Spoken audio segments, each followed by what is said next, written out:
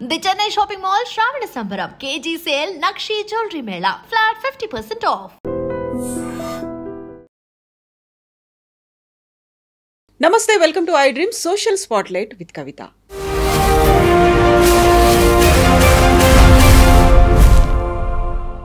కర్ణాటకలోని ధర్మస్థలలో ఏం జరుగుతుంది? 13 ప్రాంతాల్లో తానే వందల కొద్ది శవాలని ఖననం చేశాను, దహనం చేశాను అని ఒక పారిశుద్ధ్య కార్మికుడు చెప్పినటువంటి మాటతో తవ్వకాలైతే సిట్ చేపట్టింది. తవ్వుతుంటే అవశేషాలు రావట్లేదు, కాకపోతే బోల్డ్ అన్ని క్వశ్చన్స్ మాత్రం బయటపడుతున్నాయి. ఈ మిస్టరీల వెనకాల ఉన్నటువంటి మతలబేంటి? యాక్చువల్గా అక్కడ తాంత్రిక పూజలు జరిగేవా? నరబలులు కూడా అయ్యాయా? ఆత్మహత్యలు జరిగాయా? లేకపోతే మాస్ బరియల్కి సంబంధించి ఎందుకని దేశవ్యాప్తంగా చర్చించుకుంటున్నాం? మనతో పాటుగా ఉన్నారు ఆస్ట్రో సైకాలజిస్ట్ ఎస్వి నాగనాథ్ గారు. నాగనాథ్ గారు నమస్కారం అండి. నమస్తే మేడం. ఎలా ఉన్నారు? నేను ఎప్పుడు ఒకటేలా ఉంటాను. హ్యాపీ. ఓకే, సో ధర్మస్థల ఏమవుతోంది? ఏం జరుగుతోంది అక్కడ? ధర్మస్థలలో ఏం జరుగుతుందో అది జనరల్గా కేవలం ధర్మస్థలంలోనే కాదు మేడం. ఎక్కడైతే ఒక ఫ్యామిలీ వారసత్వంగా వచ్చినటువంటి ఒక పొజిషన్ అనండి, లేకపోతే ఒక పవర్ అనండి, వ్యక్తుల వల్ల ఆ అడ్మినిస్ట్రేషన్ ఎక్కడైతే రన్ అవుతుందో, whether it is a political party or else a place like this Dharmasthala, పీఠాలు జనరల్గా ఇలాంటి చోట ఎప్పుడైతే పర్సన్ అడ్మినిస్ట్రేషన్ పవర్ ఉంటుందో ఆ పర్సన్ మే బి ప్యూర్. అక్కడ ఎవరైతే మనం ప్రధానమైనటువంటి అడ్మినిస్ట్రేటర్, మెయిన్ చైర్పర్సన్ లాగా అనుకుంటున్నామో అతను జెన్యూన్ అయి ఉండొచ్చు, లేదా అతను ప్యూర్ అయి ఉండొచ్చు.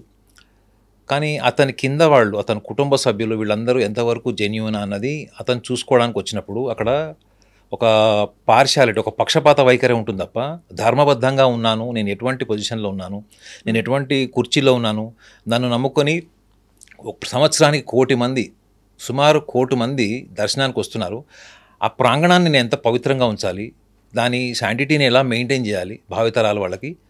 ఒక అడ్మినిస్ట్రేటర్గా తన నెక్స్ట్ అడ్మినిస్ట్రేటర్, ఎందుకంటే 1968లో అనుకుంటా అతను వాళ్ళ తండ్రి నుంచి వారసత్వం తీసుకున్నాడు. ఆయన తనకి 19 ఏళ్ళు ఉన్నప్పుడే. హెగ్డే.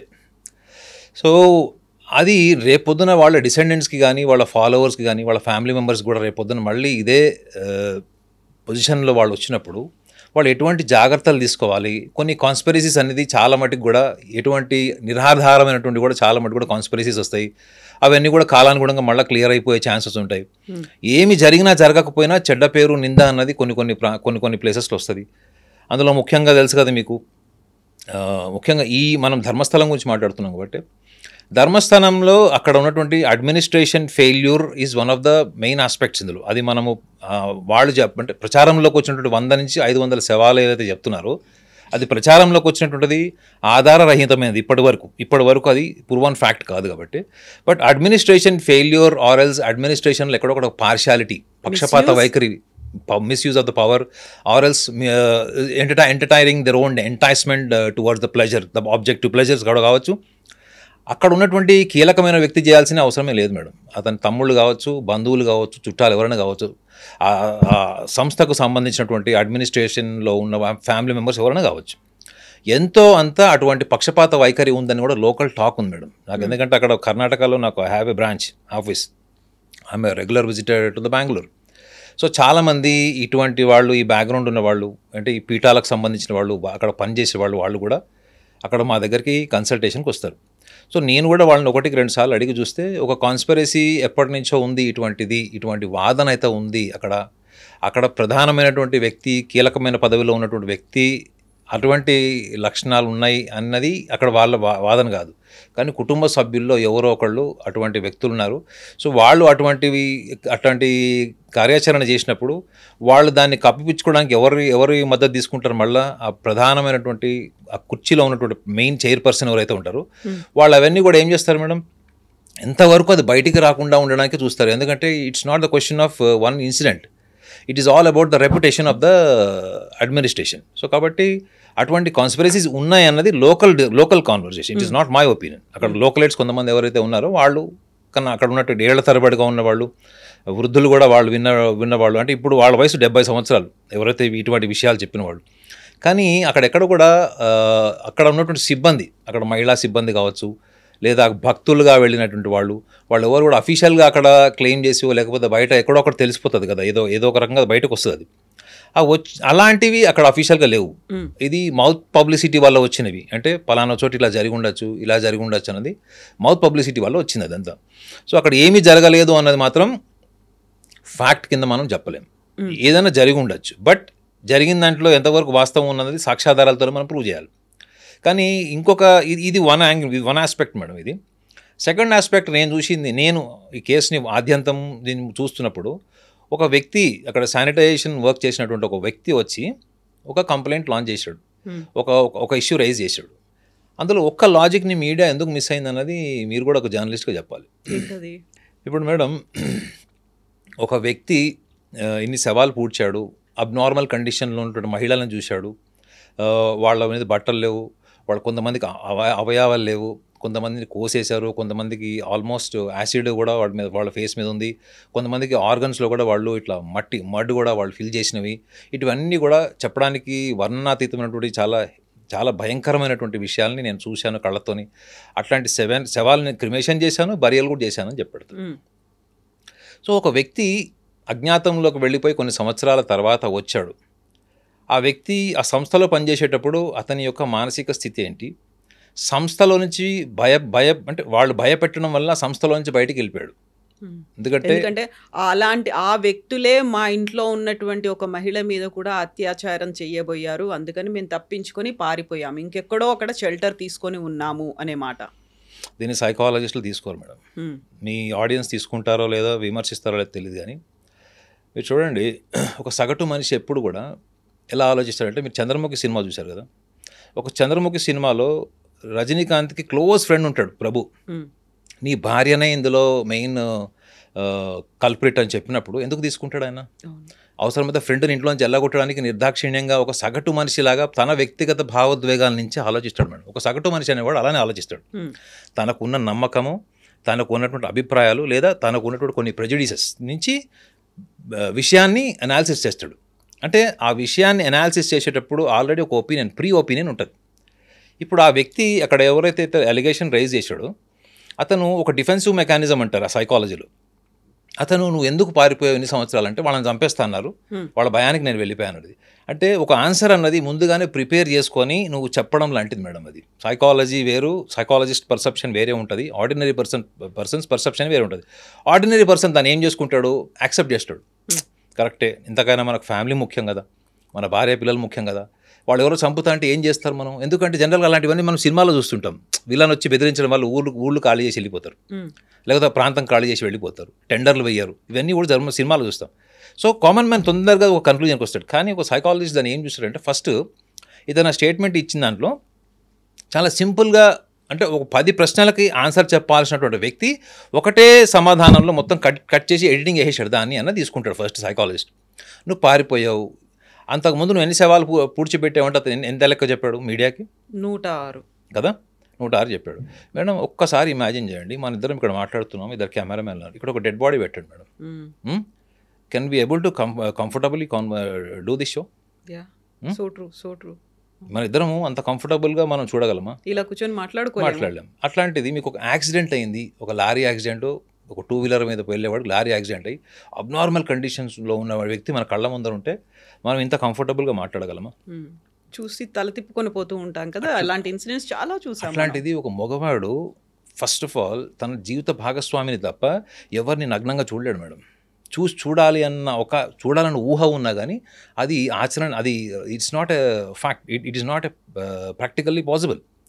అది ఎందుకు పాసిబుల్ కాదు అంటే, నేను అసలు నా జీవితంలో నాకు వయసు వచ్చిన తర్వాత నేను బయట ప్రపంచంలోకి వెళ్ళినప్పుడు ఒక స్త్రీని నేను నగ్నంగా ఎప్పుడు చూడగలుగుతాను?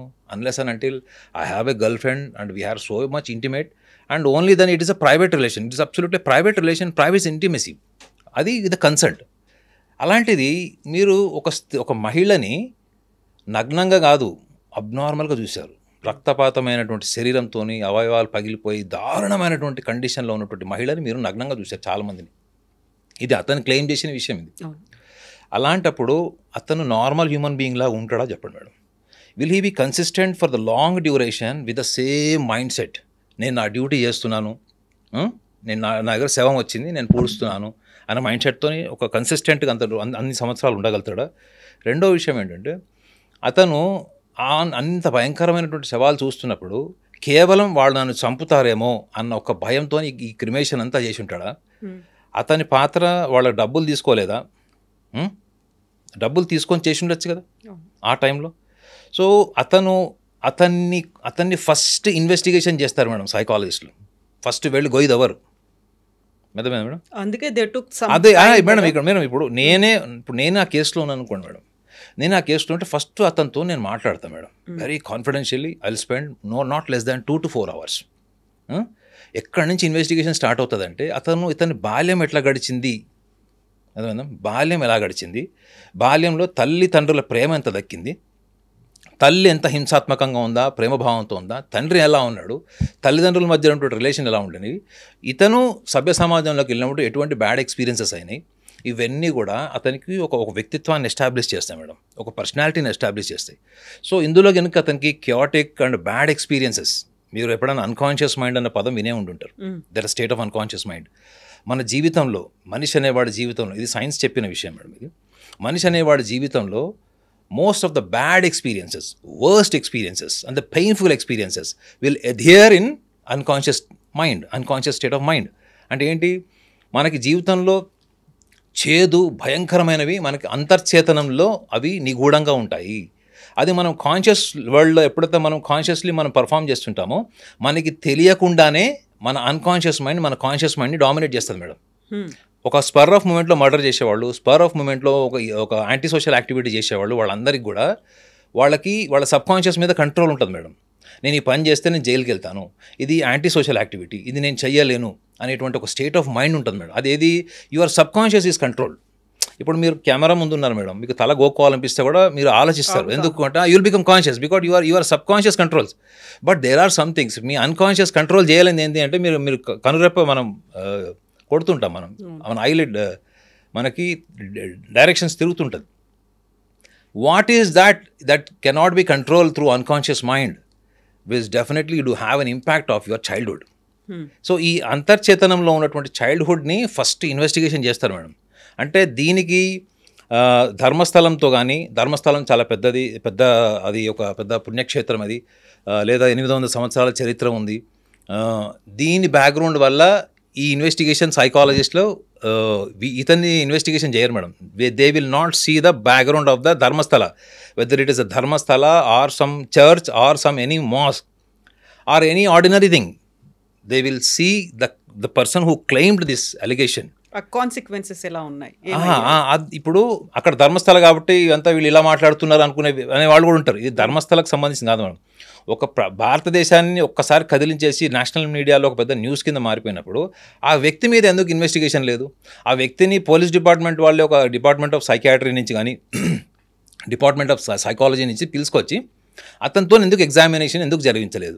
ఫస్ట్ అది అయిన తర్వాత, అది అయిపోయిన తర్వాత మీరు యాక్షన్ తీసుకోండి. ఎవరొద్దన్నారు? అతను 100 చోట్ల తోమంటే మీరు 200 చోట్ల అవ్వండి, ఎవరొద్దన్నాడు? అందులో సైకాలజిస్ట్ రోల్ ఏముంటుంది తెలుసా మేడం? అందులో ఇతను ఒకవేళ స్కిజోఫీనియా పేషెంట్ అయిండా, రెండోది అన్ని శవాలు నగ్నంగా చూసినవాడు అతనికి ఆల్కహాల్ ఎడిక్షన్ లేదని గ్యారంటీ ఇస్తారా? అతని సమకాలీకుడు ఎవరో అతను ఆడవాడు ఒక పెద్ద తాగుబోతాడు అన్నాడు అని ఒక మీడియాలో కూడా చూశాను. అంటే అతను ఎంప్లాయ్ ఎవరైతే ఉన్నాడో అతను ఒపీనియన్ తీసుకున్నప్పుడు మీడియా వాళ్ళు అతను ఏమని చెప్పాడు, ఆడవాడు తాగుబోతాడు ఎప్పుడు తాగే ఉంటాడని చాలా రెక్లెస్గా ఆన్సర్ చెప్పారట. సో అతనికి ఇంటాక్సికేషన్ హ్యాబిట్ ఉన్నప్పుడు సైకాలజిస్టులు ఇంకొక డైమెన్షన్ కూడా ఏం తీసుకుంటారంటే, ఇది అతను అక్కడ ఎంప్లాయ్గా ఉన్నన్ని రోజులు ఎంత ఆల్కహాల్ ఎడిక్షన్ కలిగి ఉన్నాడు, అక్కడి నుంచి రానవే అతను అక్కడి నుంచి సడన్గా అక్కడి నుంచి ఫ్యామిలీని తీసుకొని వెళ్ళిపోయాడు, ఎక్కడో డిసపియర్ అయిపోయాడు. ఈ గ్యాప్లో ఎన్ని సంవత్సరాలు ఉన్నాడు మేడం? అతను 14 years ఉన్నాడు కదా. 2014లో వెళ్ళాడు, ఇప్పుడు మళ్ళీ 25లో వచ్చాడు, అంటే 11 years. ఈ 11 years అతని పర్సనల్ లైఫ్ ఏంటో చూస్తారు మేడం. అతని personal life, social life, overall contentment చూస్తారు మేడం. ఒకవేళ ఇతనే మీరు సైకాలజీలో ఒక టర్మ్ వినే ఉంటారు, మీరు నెక్రోఫీలియా అన్న పదం విన్నారు ఎప్పుడన్నా? శవాలతోని సంభోగం చేసేటువంటి ఒక మానసిక రుగ్మత అది. సో ఇతను ఇవాళ గిల్ట్ అన్నప్పుడు psychologist which perceptional area which was the area where you felt guilt.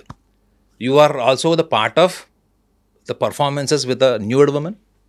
You have done something wrong with them. or else you have done something that was against your conscience, but yet without any force, without any fear against the death, you must have done something else. మీరు మిమ్మల్ని భయపెట్టి చంపుతాము అని భయభ్రాంతులు చేసినప్పుడు మీరు చేసిన ఒక చర్య ఆ తర్వాత మీకు యాంత్రికంగా అది అలవాటు కూడా అయ్యుండొచ్చు కదా. అందువల్లే you are free to see, you are allowed to see a women nakedly and it's a dead body. So necrophilia తనకి డిజార్డర్ లేదని ఎట్లా చెప్తారు? అది ఎట్లా చెప్తారు వాళ్ళు? ఇంత గ్యాప్ మేడం. ఈ 11 సంవత్సరాల తర్వాత అతను బయటకు వచ్చినప్పుడు ఫస్ట్ అతన్ని ఎగ్జామిన్ చేయాలి అసలు ఫస్ట్. అందుకే అంత గ్యాప్ తీసుకున్నారేమో కదా. ఒకసారి వచ్చి పోలీస్ స్టేషన్కి వచ్చి కంప్లైంట్ చేశారు, అప్పటికి వాళ్ళు తీసుకోలేదని. ఆ తర్వాత తన 2 అడ్వకేట్లతో కలిసి వచ్చాడు, తను ఒక బ్యాగ్లో వచ్చాడు, తనతో కొన్ని ఎముకల్ని తీసుకొచ్చి అప్పుడు ఇచ్చారు. ఆ తర్వాత స్టార్ట్ అయింది. అప్పుడు అంతా నేషనల్ మీడియాలో పెద్ద అవుట్రేజ్ వచ్చిన తర్వాత సిట్ ఫామ్ చేసిన తర్వాత మళ్ళీ పోలీసులు ఎదురు చూశారు. ఈ మధ్యకాలంలో అవన్నీ జరిగి ఉండవా? అంటే అది అట్లా తీసుకోలేం మేడం. ఇప్పుడు ఫర్ ఎగ్జాంపుల్ మీరే అంటున్నారు కదా, ఇంత గ్యాప్లో ఏదైనా జరిగి ఉండొచ్చు అని మీరు అంటున్నారు. సడన్గా వై ఇట్స్ నౌ? అతని ఏజ్ ఎంత? 50 years అంట. 50 years కదా. సో ఇప్పుడు ఈ గ్యాప్లో ఏదైతే ఉందో, ఇప్పుడు ఇంత సడన్గా మీడియాకి వచ్చాడు, సో ఇంతకుముందర ఎప్పుడు లేదు. సో దీన్ని కొంచెం మీరు పొలిటికల్ కానీ ఈ మఠాలకి ఉన్నటువంటి ఆధిపత్యం, మీకు షైవైట్స్ చూసుకోండి, అక్కడ వక్ర షైవైట్స్ అని ఉంటారు అక్కడ, మీకు నాట్ షైవైట్స్, వైష్ణవైట్స్ క్లియర్, అక్కడ లింగాయత్స్ ఉంటారు, లింగాయత్స్ అండ్ వక్ర లింగాయత్స్ అని ఉంటారు. వాళ్ళది కూడా అక్కడ ఆధిపత్యం ఉంది. అంటే మఠాల ఆధిపత్యం కోసం కూడా రాజకీయాలు జరిగినటువంటి చరిత్ర మీరు వెళ్ళి ఇన్వెస్టిగేషన్ చేస్తే మీకు తెలుస్తుంది మీడియా పర్సన్గా. సో దానివల్ల జరిగిందా అంటే, ఇప్పుడు ఎవరైతే అక్కడ ముఖ్యమంత్రిగా ఉన్న వ్యక్తి ఎవరైతే ఉన్నారో అతని కమ్యూనిటీ, వీళ్ళ సమాజం వేరు, వాళ్ళ సమాజం వేరు. అక్కడ మనం ఇది కొంచెం politically it is not a very important point to be discussed and analysed, కాబట్టి నేను పెద్ద పట్టించుకోవట్లేదు. కానీ బట్ ఆధిపత్యం కోసం, మఠాల ఆధిపత్యం కోసం జరిగిందా, లేదా గవర్నమెంట్ ముఖ్యమంత్రి మీద ఉన్నటువంటి, ఎందుకంటే మీరు కర్ణాటకలో వెళ్ళి చూసుకోండి మేడం, అక్కడ చాలా ఈ discrimination of casteism, discrimination of ఆధిపత్యం ఉంటుంది, discrimination of the casteism, discrimination of the financial status and the power, ఇవి మీకు క్లియర్గా అనిపిస్తాయి అక్కడ. మీరు ఎక్కువ లోతుకి వెళ్తే మంచిది కాదు, కానీ నేను మైసూర్ నుంచి ఎక్కడెక్కడో ప్లేసెస్ అన్నీ కూడా నేను చూశాను.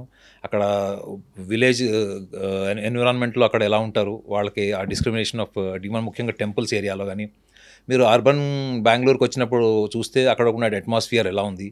సో అంతర్లీనంగా వాళ్ళ పెంపకంలో వాళ్ళు ఏం చూస్తారు అన్నది కూడా మీకు తెలుస్తుంది మేడం. అది there is a definitely very strong perception in everybody else about this the caste discrimination or the superiorities.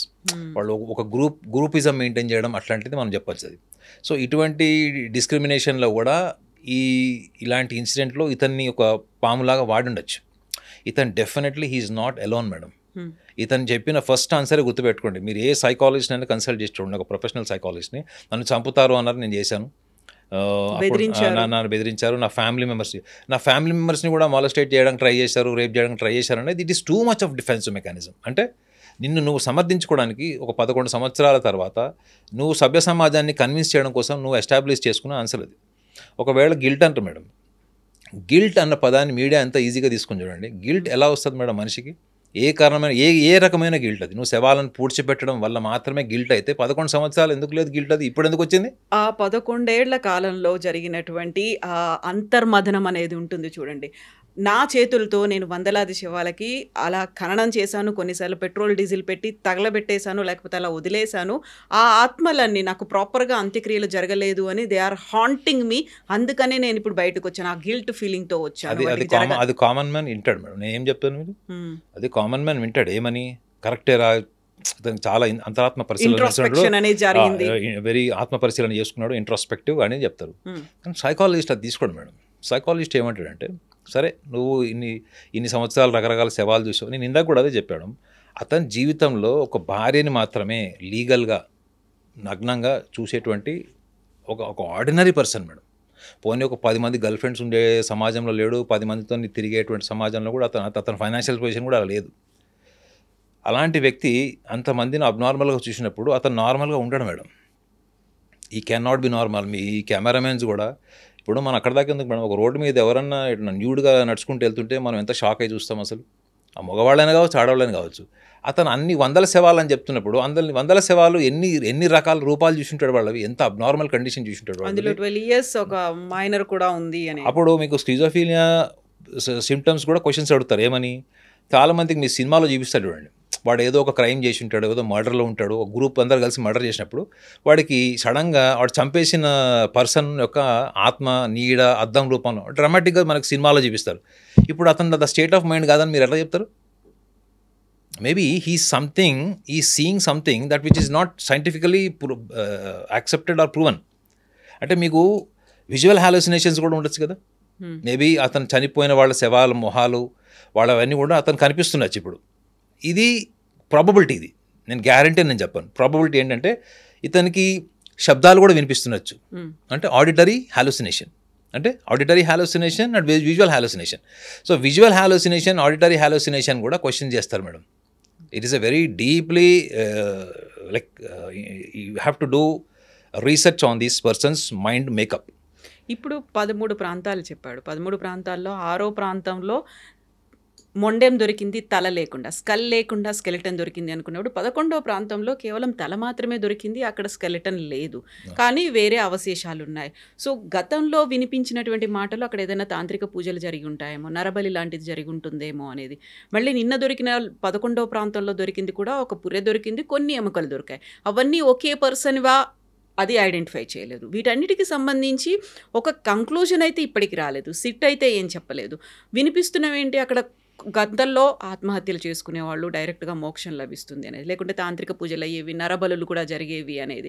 So వాటిని కోరిలేట్ చేసినట్టుగా దొరికినటువంటి ఈ శాంపిల్స్ ఏమన్నా చెప్తున్నాయా, లేకుంటే మీరు చెప్పినట్టుగా వాళ్ళకి ఆ పర్సన్కి ఎవరైతే మాజీ పారిశుద్ధ్య కార్యక్రమం ఆయన మీద టెస్ట్ చేయాలి, సైకలాజికల్గా ఆయన్ని టెస్ట్ చేయాల్సినటువంటి అవసరం ఉంది అనుకుంటే బోల్డ్ అని డిఫరెంట్ పాయింట్స్ కనిపిస్తున్నాయి కదా. వీటన్నిటిని ఇంటర్లింక్ చేసి ఆ డాట్స్ అన్నిటిని కనెక్ట్ చేయడానికి ఎంత టైం పడుతుంది? కాదు మేడం, ఇప్పుడు మీరు ఒకటి ఇందులో ఆలోచించాల్సింది ఏంటంటే, మీరు క్షుద్ర పూజలు ఇట్లా తాంత్రిక పూజలు అని అన్నారు. సో మీకు తెలుసో లేదో, చాలా మటుకు కూడా నదీ ప్రాంతాల్లోనే ఎక్కువ క్షుద్ర పద్ధతులు చేస్తారు. తెలుసా మీకు? చాలా మటుకు మీకు క్షుద్ర పూజలు, తాంత్రిక పూజలు అన్నీ కూడా సముద్ర తీరాన, నదీ తీరాన చేస్తారు. Point number 1. పాయింట్ నెంబర్ 2 ఏంటంటే, చాలామందికి అక్కడ ఏరియాలో వచ్చి ఆత్మహత్య చేసుకుంటే మోక్షం వస్తుంది అనుకునే వాళ్ళు మూర్ఖులు కూడా ఉన్నారు. సో ఇంకొకటి ఏంటంటే మేడం, మన దగ్గర కర్ణాటక బార్డర్, మీరు మహారాష్ట్ర బార్డర్లో చూడండి, ఈ తాంత్రిక విద్యలు, పూజలు ఇటువంటి వ్యక్తులు, ప్రాక్టీషనర్స్ ఆ డీప్ ఫారెస్ట్లో మీకు కనిపిస్తుంది. నేను ప్లేస్ చెప్పదలుచుకోలేదు, కానీ it is a very famous holy place. మేము వెళ్ళినప్పుడు, మేము నైట్ రిటర్న్ వస్తున్నప్పుడు అక్కడ న్యూడ్గా ఒక గ్రూప్ ఆఫ్ ఉమెన్ వెళ్తున్నారు మేడం. న్యూడ్గా రోడ్డు మీద నడుచుకుంటూ వెళ్తున్నారు వాళ్ళు. నాతో పాటు ఎవరైతే కార్ డ్రైవింగ్ చేస్తున్నాడో అతను MBBS డాక్టర్. అతను నా పక్కన కూర్చున్న అతను కూడా MBBS డాక్టర్. వాళ్ళు అది చూసినప్పుడు పక్కన కూర్చున్న అతనికి ఏం కాలేదు, మొత్తం స్వెట్ వచ్చేసింది డ్రైవింగ్ చేసి అతనికి. ఎందుకంటే మేడం, ఒక నార్మల్గా మనం రోడ్డు మీద వెళ్ళేటప్పుడు న్యూడ్గా ఒక గ్రూప్ ఆఫ్ పీపుల్ అంతా జుట్టు ఇరగోసుకొని పసుపు దీంతో వాళ్ళందరూ నడుచుకుంటూ వెళ్తున్నారు. చేతిలో ఒక చిన్న కాగడ లాంటిది ఏదో ఒక ఫైర్ ఉంది, అది తీసుకొని వెళ్తున్నారు వాళ్ళు. అంటే ఆ ప్రాంతంకి నిజంగా మీరు అట్లాంటిది ఊహించలేరు, అంత హోలీ ప్లేస్ అది. నేను పేరు చెప్పడం నాకు ఇష్టం లేదు, కానీ అలాంటి చోట వాళ్ళు ఎటు వెళ్తున్నారు? They are travelling towards the forest. మనం అర్ధరాత్రి పూట మనం చెట్లలోకి వాటికి వెళ్తాం, అటు సైడ్ వెళ్తున్నారు. వాళ్ళకి రెగ్యులర్ ప్లేస్ అయి ఉండొచ్చు, maybe they have a recognised place, they are very environmentally they are secured. అక్కడ యానిమల్స్ రిస్క్ లేనట్టుంది. సో ఇటువంటి వాళ్ళల్లో ఇప్పుడు వాళ్ళు అక్కడికి వెళ్ళి ఏం చేశారో మనకి ఏం తెలుసు మేడం? అక్కడ ఎవరిని బలిచ్చారో, ఎవరిని ఏం చేశారో కూడా మనకు తెలియదు. సో కర్ణాటక, మహారాష్ట్ర బ్యాక్గ్రౌండ్ బార్డర్స్లో మీరు చాలా మటుకు చూడండి, ఈ తాంత్రిక విద్యలు, క్షుద్ర పూజలు, ఈవెన్ హ్యూమన్ సాక్రిఫైస్, నరబలులు కూడా మీకు పాసిబిలిటీస్ ఉన్నాయన్నది ఒక స్ట్రాంగ్ పాయింట్, స్ట్రాంగ్ ఆస్పెక్ట్ అది. కానీ ఇక్కడికి వచ్చినటువంటి దొరికినటువంటి శవాలు, ముఖ్యంగా మీరు తలకాయలైనటువంటి ఒక స్కెలిటన్ ఐడెంటిఫై అయిందని చెప్పారు. సో అది హ్యూమన్ సాక్రిఫైస్కి వెరీ మచ్ రిలేటెడ్. అది హ్యూమన్ సాక్రిఫైస్లో ఏం చేస్తారు మేడం? వాడు తలకాయ తీసేస్తారు వాళ్ళు. నరబల్ అంటే అదే కదా, మీరు మెడకాయ తీసేస్తారు వాళ్ళు.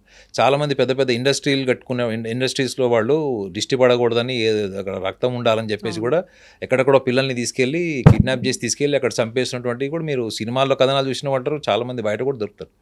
సో నేను అక్కడ దొరికినటువంటి స్కెలిటన్స్ అన్నిటినీ ఇన్వెస్టిగేషన్ చేసి దాని మీద ఫారెన్సిక్ చేసి ఒక 3-4 నెలలు టైం పడితే దాని మీద సో 3-4 నెలల తర్వాత if everything proves that nothing is related to this Mass burials.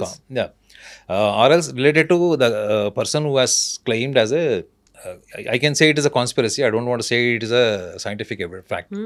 So అది గినక అతను ఎలిగేషన్ రేజ్ చేసింది అక్కడ ప్రూవ్ కాలేదనుకోండి మేడం, అప్పుడు ఎవరు ఇన్ని రోజులు ఈ what you call it is hype ఏదైతే నడిచిందో కంటెంట్ మీద, సో ఇదంతా మచ్చ దేని మీద పోయినప్పుడు అది టెంపుల్ మీదకే.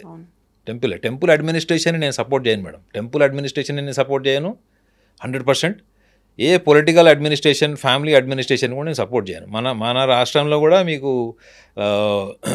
ముఖ్యమంత్రుల పిల్లలు జైలుకి వెళ్ళొచ్చిన వాళ్ళు కూడా ఉన్నారు, అర్థమైందండి. అప్పుడు ఎవరు ఏం చేస్తారు మేడం, వాళ్ళందరూ వాళ్ళ కుటుంబాన్ని కాపాడుకోవడం కోసం ఉంటారు తప్ప వాళ్ళు ప్రజల గురించి వాళ్ళ గురించి ఎందుకు ఆలోచిస్తారు? ఎక్కడైనా అడ్మినిస్ట్రేషన్లో పవర్ ఉంది, ఫ్యామిలీస్ అందులో రూల్ చేస్తున్న అడ్మినిస్ట్రేషన్ అంటే ఆ కింద వాళ్ళందరూ ఫెయిర్గా ఉంటుందని గ్యారంటీ ఉండదు. ఆ కింద వాళ్ళు ఎవరు చేసినా పైన కూర్చున్న వాళ్ళు వాళ్ళని సమర్థించి వాళ్ళని ఆ కేసులోంచి బయటకు తీయడం కోసం బ్రైబ్ చేయడమో, పొలిటికల్ పవర్ యూజ్ చేయడమో, లేకపోతే పోలీస్ యంత్రాంగాన్ని కూడా వాళ్ళు మేనేజ్ చేసేటువంటి స్థాయి ఇన్ఫ్లుయెన్స్ చేసినప్పుడు ఇటువంటి శవాల యొక్క ఆనవాళ్ళు ఇవి ఎక్కడి నుంచి వచ్చినాయి, ఈ డెడ్ బాడీస్ అన్నీ వచ్చినాయి, ఇవి అన్ని ఇక్కడ పూడ్చారు అక్కడ పూడ్చారు అంటే ఒక శవాన్ని తీసుకొచ్చి పూడ్చడం అంత ఈజీయా మేడం చెప్పండి? రెండోది ఇతను ఎవరైతే క్లెయిమ్ చేశాడో ఒక్కొక్క శవం వెయిట్ ఎంత ఉంటుంది మేడం?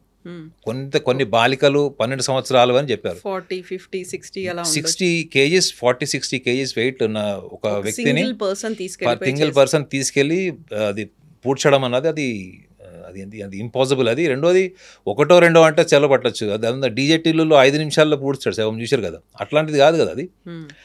ఇది మీకు ఇంకొక మనిషి సపోర్ట్ కావాలి మేడం. ఇంకొక మనిషి సపోర్ట్ కావాలన్నప్పుడు వాళ్ళ టీం మెంబర్స్ని ఎందుకు మీడియా ఇంటర్వ్యూ చేయట్లేదు, మీడియా ఎందుకు వాళ్ళని లైమ్ లైట్లోకి తీసుకెళ్ళదు? ఇతను వచ్చి ఇద్దరు అడ్వకేట్లతో వచ్చి అక్కడ కంప్లైంట్ లాంచ్ చేసినప్పుడు ఆ మిగతా వాళ్ళు కూడా ప్లేయర్ ఎందుకు అతను మెన్షన్ చేయలేదు? ఇక్కడ ఇంకొక పాయింట్ కూడా ఉంది. మేబీ అక్కడ ఉంది నేత్రావతి నది ఒడ్డు, వెస్ట్రన్ ఘాట్స్లో ఉంది.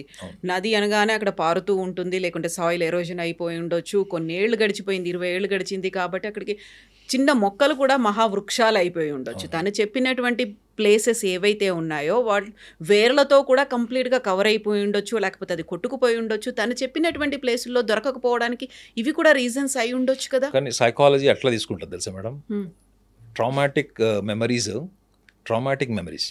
ఒక అమ్మాయిని ఎవడన్నా రేప్ అటెంప్ట్ చేస్తున్నప్పుడు అమ్మాయి పారిపోయింది, మాలస్ట్రేషన్ చేస్తున్నప్పుడు పారిపోయింది, లేదా ఒక యాక్సిడెంట్, మీరు సడన్గా యాక్సిడెంట్ అయింది, యు ఆర్ సేవ్డ్ లక్కీలీ, మీ కార్ మొత్తం నుజ్జు అయిపోయింది, బట్ మీరు బతుకున్నారు.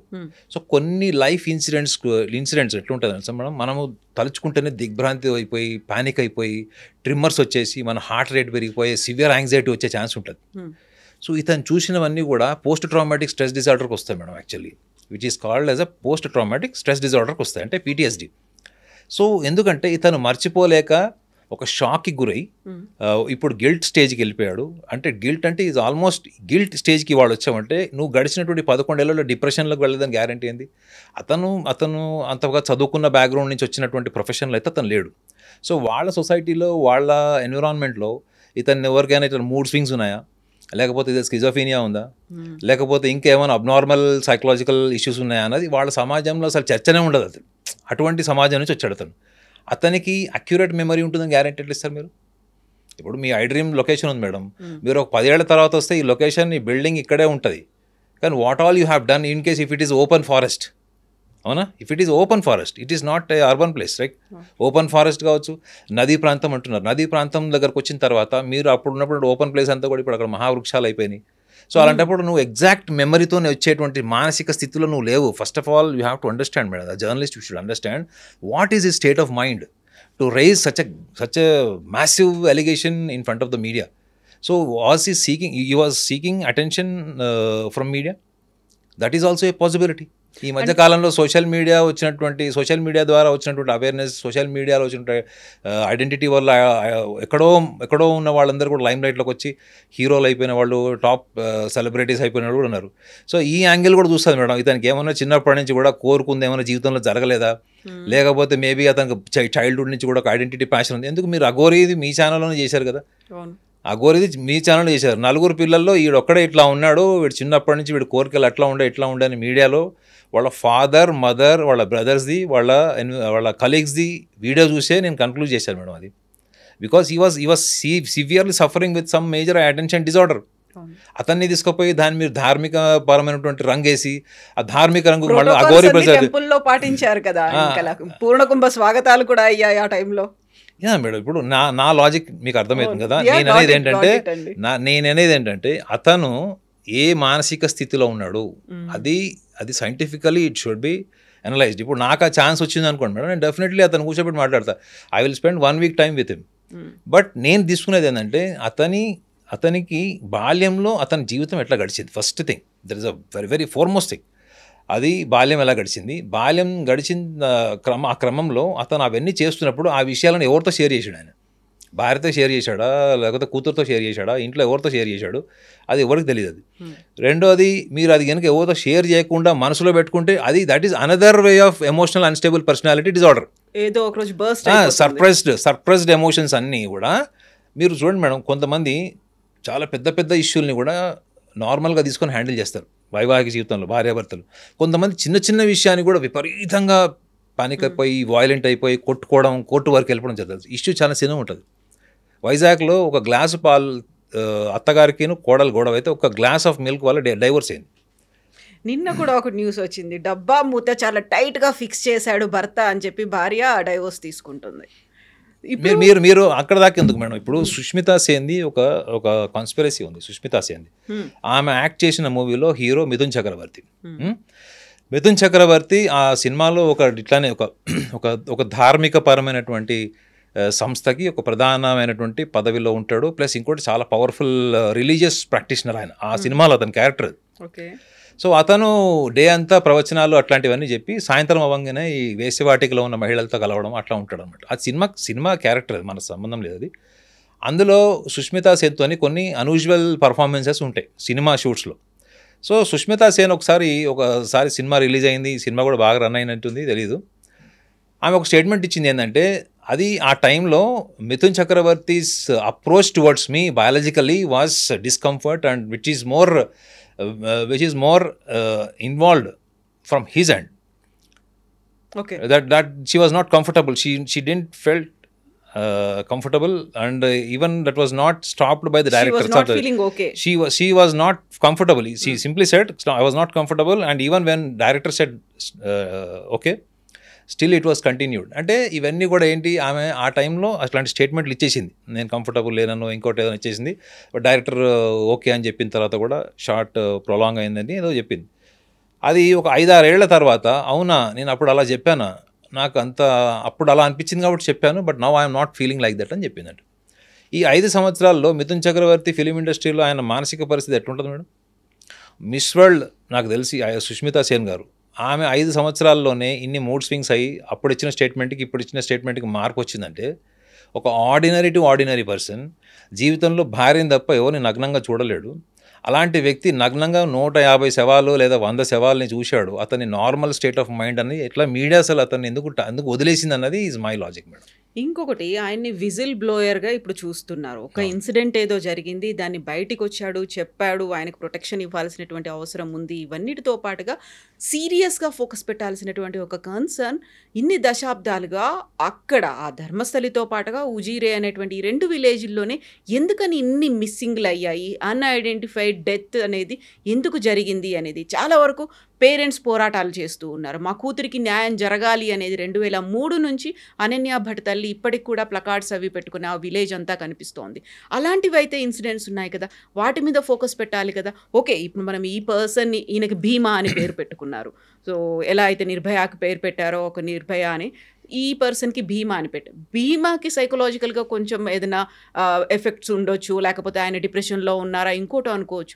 అక్కడ ఫోకస్ పెట్టాలి. అవన్నీ కూడా రిలేటెడ్ విత్ ధర్మస్థల టెంపుల్కి సంబంధించి, వాళ్ళు టెంపుల్కి వెళ్ళారు, దర్శనానికి వెళ్ళారు, వచ్చేసరికి ఫ్రెండ్స్ ఉన్నారు కానీ ఈ అమ్మాయి లేదు అని, ఆ ఇన్స్టిట్యూషన్లో చదువుకున్న వాళ్ళు కొంతమంది ఇలా చనిపోయారు, మిస్ అయిపోయారు అని ఆ పేరెంట్స్ ఉన్నారు కదా. సో ఆ యాంగిల్లో కూడా ఫోకస్ పెట్టాల్సినటువంటి అవసరం ఉంటుంది కదా. అప్పుడు మళ్ళీ ధర్మస్థల అని ఎందుకు వస్తోంది మేడం? ఇప్పుడు ఇది మనం బంజారాయిల్స్లో ఉన్నాం మేడం. బంజారాయిల్స్లో నుంచి ఒక 30 మంది సడన్గా అమ్మాయిలు మిస్సింగ్ ఉన్నారు ఫర్ ఎగ్జాంపుల్. సో ఒక 10 ఏళ్ల తర్వాతనో ఒక 5 ఏళ్ల తర్వాతనో ఏదో ఒక డెడ్ బాడీ దొరికింది. సో అదొక పెద్ద న్యూస్ అయింది అనుకోండి. అది అమ్మాయి దొరికింది, ఇట్లానే సేమ్ ఇట్లాంటి కాన్స్పిరసీలో నుంచి అది బయటకు వచ్చింది, వెలుగులోకి వచ్చిన అంశం అనుకుందాం. ఈ 30 మంది మిస్ అయిన వాళ్ళలో ఎంతమంది పోలీస్ స్టేషన్ అప్రోచ్ అవ్వాలి, ఎంతమంది మీడియాని అప్రోచ్ అవ్వాలి? మీరన్న లొకేషన్స్ ఏవైతే చెప్పారో అక్కడ సుమారు 100 మంది మిస్ అయ్యారు అనుకుందాం మేడం.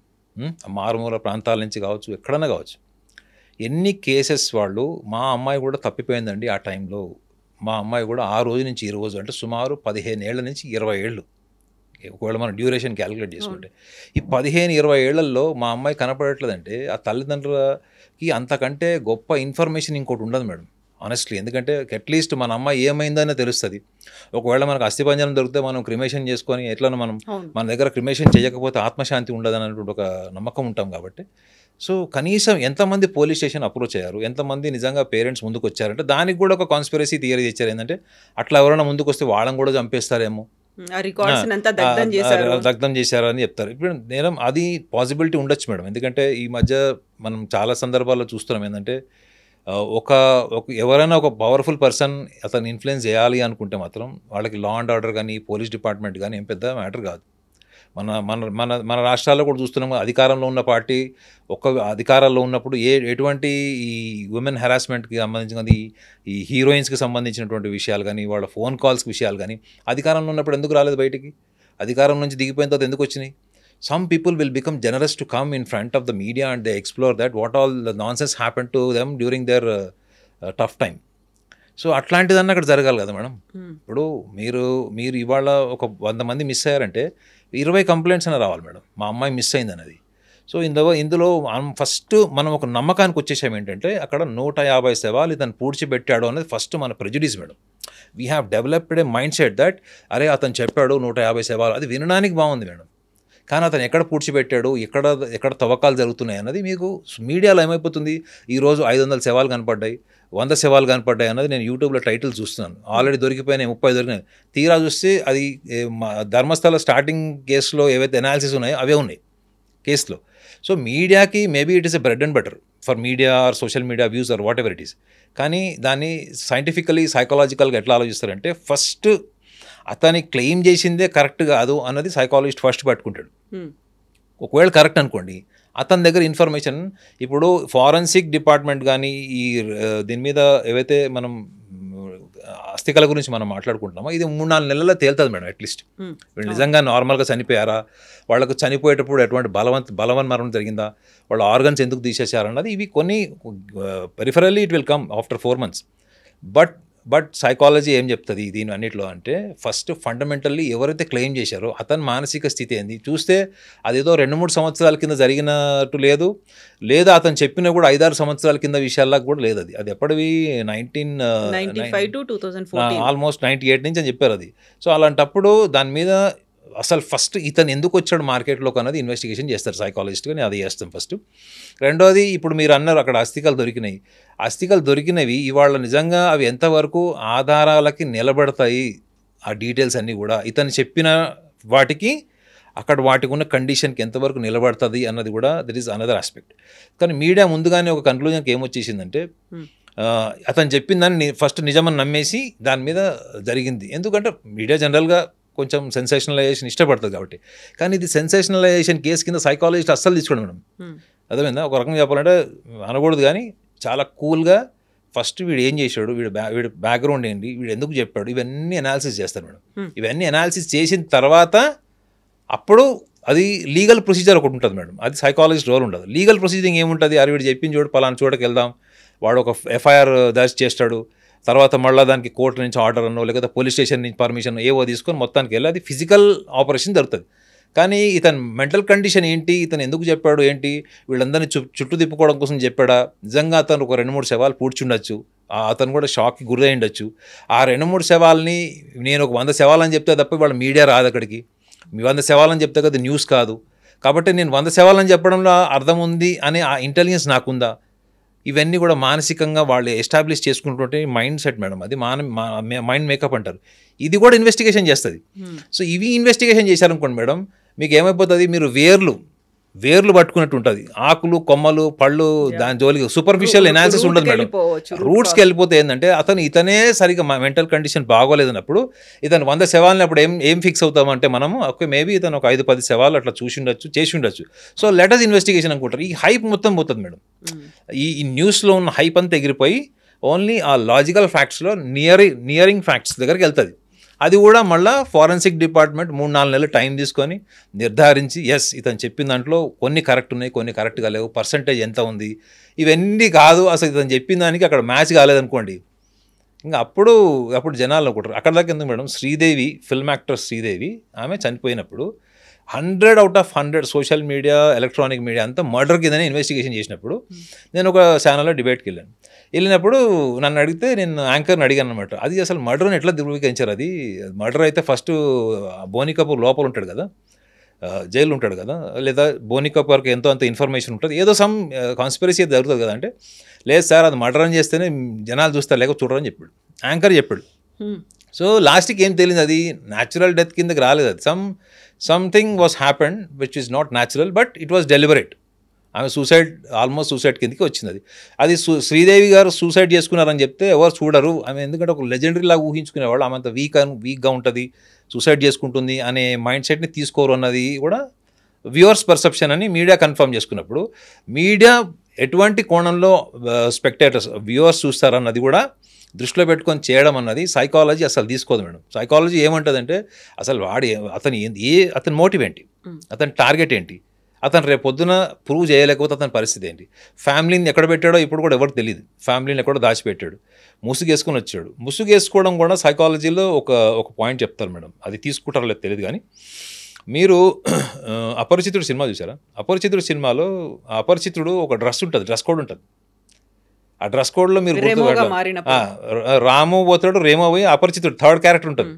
సో ఇది ఇతను ముసుగేసుకొని ఇప్పుడు అతను అంత గిల్ట్ ఫీల్ అయినోడికి జనరల్గా ఆ లెవెల్ డెడ్ బాడీ చూసినోడికి గిల్ట్ ఎప్పుడైతే ఫామ్ అవుతుందో మేడం వాడికి చావు భయం ఉండదు మేడం, మీరు గుర్తుపెట్టుకోండి, చావు భయం ఉండదు వాడికి. రెండోది ఇతన్ని అక్కడ ఎవరు గుర్తుపట్టరు మేడం, గతంలో అతను పనిచేశాడు కదా అక్కడ, ఇతన్ని గుర్తుపట్టే వాళ్ళు ఎంతమంది ఉంటారు? కాకపోతే ఇంతమంది మీడియా ఉంది కాబట్టి అక్కడ డిస్క్లోజ్ చేయొద్దు మేడం. ఇప్పుడు అతన్ని చంపారు మేడం. ఇప్పుడు నేను ఒకటి కూడా చెప్తున్నా కదా, మన ఇండియన్ మెంటాలిటీస్ మీడియా అవన్నీ చూస్తే కూడా అతన్ని ఇప్పుడు ఎవరు చంపరు. ఎందుకు తెలుసా అండి, ఇప్పుడు అతన్ని ఎవరైనా చంపితే అది ఆ ఎలిగేషన్ 90% సాక్ష్యాలు లేకపోయినా ఎలిగేషన్ ప్రూవ్ అయిపోతుంది, అది ఏదో జరిగింది పక్కా జరిగిందని చెప్పారు. సో అతను ముసుగేసుకొని రావడం కూడా, అతను ముసుగేసుకోకుండా, మీరు ఒక జర్నలిస్ట్గా చెప్పండి మేడం, ముసుగేసుకోకుండా వచ్చాడు లేదా ముసుగేసుకుని వచ్చాడు, which is I catching for media? No, అక్కడ ముసుగేసుకొని వచ్చింది కూడా పోలీసులు ఆయన్ని సేఫ్గా సెక్యూర్డ్గా ఉంచడానికి ప్రొటెక్షన్తో తీసుకొచ్చారు అనేదే కదా. ఆయన ఎవరు అనేది బయటకు పేరు పెట్టారు. భీమా 100 సార్లు చెప్పుకున్నాడు, నాకు ప్రాణహాని ఉంది, నా కుటుంబాన్ని కూడా వదలరు అని చెప్పాడు. ఫస్ట్ అతన్ని క్లెయిమ్ చేసుకుంటాడు మేడం. ఏమని? పోలీసు వాళ్ళకి అతను ఏం చెప్తాడు, సార్ నా మొహం నేను చూపించాను కానీ నేను వాస్తవాలు చెప్తాను, బయట పెడతానని చెప్తాడు. అప్పుడు పోలీసు వాళ్ళు కూడా ఎందుకు రిస్క్ తీసుకుంటారు మేడం? వీడు కర్మగాలు ఎవరైనా చంపేశారనుకోండి, పోలీసు వాళ్ళు దానికి ప్రొటెక్షన్ లేదని పోలీస్ డిపార్ట్మెంట్ నిందపడుతుంది. సో కాబట్టి నాకు తెలిసి it was his decision. So that was also, అది ఆ మాస్క్ వేసుకొని రావడం అన్నది మొత్తం నేషనల్ మీడియాని కూడా కదిలించింది అది. సో నేనైతే అలా ఆలోచిస్తాను మేడం, ఎందుకంటే ఏమి లేనప్పుడు ఇగో చుల్లుడి అంటే బైన్సుడి అని ఒక తెలంగాణలో ఒక సామెత ఉంటుంది, ఇదిగో తోకంటే అదిగో పులేని.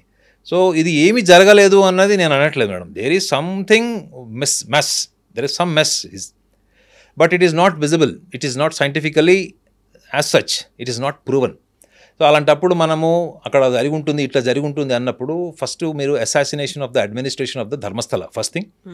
అండ్ ఇంకొకటి, మన దేశంలో ఈ మతం మార్పిడి మాఫియా ఒకటి భయంకరంగా ఉంది. మీరు తమిళనాడు వెళ్ళి చూడండి, తమిళనాడులో టాప్ మోస్ట్ కమ్యూనిటీస్ కింద చెప్పుకునే వాళ్ళు కూడా కన్వర్షన్ మాఫియా ట్రాప్లో ఉన్నారు వాళ్ళు. సో కర్ణాటకలకు వాళ్ళు ఎంట్రీ కాలేదని మీరు ఎలా చెప్తారు? ఇతను వెనక ఒక కన్వర్షన్ మాఫియా లేదని ఎలా చెప్తారు మీరు? ఇతనికి డబ్బులు ఇచ్చి చేశారని నేను అనను, అతను అసాసినేట్ చేయను, but there must be something. అతని మెంటల్ కండిషన్ని ఎవరైనా ట్రాప్ చేసి అతన్ని గైడ్ చేసి సొలేస్, అతనికి ఒక లవ్ అండ్ ఎఫెక్షన్ క్రియేట్ చేసి అతని సబ్కాన్షియస్లో ఉన్నవన్నీ బయటికి తీసి నువ్వు ఇది మీడియా ముందర చెప్తే మేము మీకు బ్యాక్ ఎండ్ ఉంటాం, సపోర్ట్ చేస్తాం. ఇప్పుడు ఒక సైకాలజిస్ట్గా నేను మాట్లాడాను అనుకోండి మేడం, అవతల వాళ్ళు ఎవరికి చెప్పనటువంటి సీక్రెట్స్ వాళ్ళు చెప్తారు. మీకు ఓల్డ్ సిటీలో ఒక రేప్ కేసు అలానే జరిగింది. ఒక అమ్మాయిని రేప్ చేస్తే ఆ అమ్మాయి 4 days వరకు భోజనం తినకుండా, ఆ నీళ్లు తాగకుండా డిప్రెషన్లో ఉంటే తల్లిదండ్రులు ఎంత అడిగినా చెప్పని అమ్మాయి ఆమెను సైకాలజిస్ట్ దగ్గర తీసుకెళ్తే సైకాలజిస్ట్ 2 hours ఏ వ్యక్తి రేప్ చేశాడో చెప్తే ఆ వ్యక్తిని అరెస్ట్ చేశారు. ఆ వ్యక్తి ఇమీడియట్గా అతని మీద యాక్షన్ తీసుకున్నారు. ఆ సైకాలజిస్ట్ చేసే పని కన్వర్షన్ చేసేవాళ్ళు చేస్తారు మేడం. మీ మైండ్ని ఎమోషనల్గా డ్రైవ్ చేస్తారు, మీ మీద ఒక ఇంపార్టెన్స్ క్రియేట్ చేస్తారు, మీ సెల్ఫ్ లవ్ డెవలప్ చేస్తారు. అప్పుడు మీరు అవతల వాళ్ళకి పూర్తిగా సరెండర్ అవుతారు మేడం. ఇది సైకాలజీలో కొన్ని సందర్భాల్లో నిజాలు చెప్పించడానికి మేము చెప్తాం. అట్లా వాళ్ళని కంట్రోల్ చేయడానికి చేస్తాం, వాళ్ళ డిప్రెషన్ నుంచి బయటకు తీయడానికి చేస్తాం. అది ఇతన్ని అలాంటి బ్యాక్గ్రౌండ్ ఉన్న వాళ్ళు ఈ రిలీజియన్ కన్వర్షన్ మాఫియా వాళ్ళు వెనక నుంచి ఇతన్ని ఇట్లా స్పోర్ట్ ఫీలింగ్ వేసి చేయలేదని గ్యారంటీ ఉంది. I'm not claiming, but there are possibilities. ఇవి మతం మార్పిడి మాఫియా కూడా ఉండొచ్చు అని నా ఉద్దేశం. అది సో అలాంటి వాళ్ళు ఉన్నప్పుడు అక్కడ గవర్నమెంట్ ఏం చేస్తుంది, అక్కడ గవర్నమెంట్ సపోర్ట్ ఉందా అలాంటి వాళ్ళకి అంటే మన దేశంలో మతం మార్పిడి అన్నది అది ఒక ఎవ్రీడే జాబ్ అయిపోయింది. అది దాని మీద యూట్యూబ్ ఛానల్స్ కూడా ఉన్నాయి, వెరీ ఇన్ఫ్లుయెన్షియల్ ఛానల్స్ ఉన్నాయి. సో అటువంటి వాటిలో కూడా ఇతను లోన్లీనెస్ వల్లనో, ఇది 11 సంవత్సరాలు సభ్య సమాజానికి దూరం ఉన్నామనో, ఇతను ఎటువంటి ధార్మికపరమైనటువంటి ఇవి తీసుకున్నాడు, సపోర్ట్ తీసుకున్నాడు, ఎమోషనల్ సపోర్ట్ తీసుకున్నాడు, ఇవన్నీ కూడా సైకాలజీ డిపార్ట్మెంట్ అంతా అనాలిసిస్ చేస్తుంది మేడం. చేసి ఒక రిపోర్ట్ ఇస్తుంది. ఏంటంటే ఇతనికి ఏమైనా స్కిజోఫీనియా ఉందా, ఇతను గిల్ట్ ఫీల్ అవ్వడానికి ఇతను ఆ శవాల మీద ఏమన్నా ఎక్స్పెరిమెంట్ చేశాడా, ఇతను ఏమన్నా తన కంట్రోల్ తప్పాడని నేను అనట్లేదు మేడం. పాసిబిలిటీస్ నేను మాట్లాడుతున్నాను. అతను చెప్పిందే నిజం అని చెప్పి మీడియా ఆయన కథనాలు చేసినప్పుడు అతని మీద కూడా కథనాలు చేయాలి కదా. ఒక్క కథనం లేదు అతని మీద, ఒక అనాలిసిస్ లేదు. పోలీస్ డిపార్ట్మెంట్ కూడా తీసుకెళ్ళి చేయమన్నాడు. ఎవరు వద్దన్నారు? మా అవసరం మా లాంటి వాళ్ళని పిలవండి, మేము కూడా అనాలిసిస్ చేస్తాం, జెన్యున్ అనాలిసిస్ చేస్తాం.